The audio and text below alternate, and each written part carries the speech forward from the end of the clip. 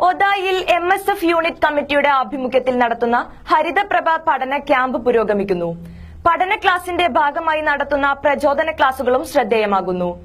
വിദ്യാർത്ഥികൾക്കായുള്ള ഹരിതപ്രഭ ഷെർവിംഗ് സൗജന്യ ദശദിന നിഷാദ് പഠന ക്യാമ്പ് 8 ദിവസം പിന്നിട്ടു.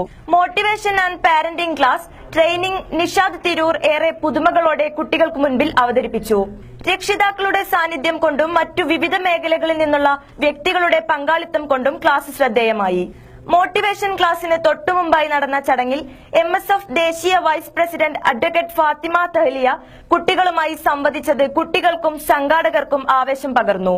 നിഷാദ് തിരൂർ നടത്തിയ മോട്ടിവേഷൻ ക്ലാസ്സിൽ നിന്നും ഏറെ പ്രചോദനമായ കാര്യങ്ങൾ കുട്ടികൾക്കും രക്ഷിതാക്കളും ഉൾക്കൊണ്ടു എന്നതിനെ സാക്ഷ്യപ്പെടുത്തുന്ന തരത്തിലായിരുന്നു അവസാന സമയത്ത് നടന്ന ഫീഡ്ബാക്ക് സെഷൻ.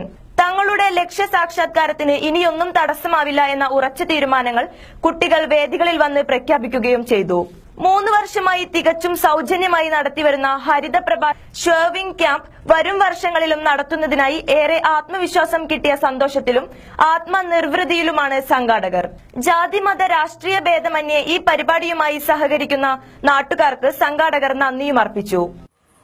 MSF കമ്മിറ്റിയുടെ ആഭിമുഖ്യത്തിൽ സംഘടിപ്പിക്കുന്ന ഹരിതപ്രഭ ഷുഗർവിൻ ഇന്ന് 5-7 ദിവസത്തോളം പിന്നിട്ടുകൊണ്ടിരിക്കുകയാണ്. അതിന്റെ ഭാഗമായിട്ട് ഇന്ന് പാരന്റിംഗ് മീറ്റും അതുപോലെ തന്നെ മോട്ടിവേഷൻ ക്ലാസും സംഘടിപ്പിക്കുകയുണ്ടായി.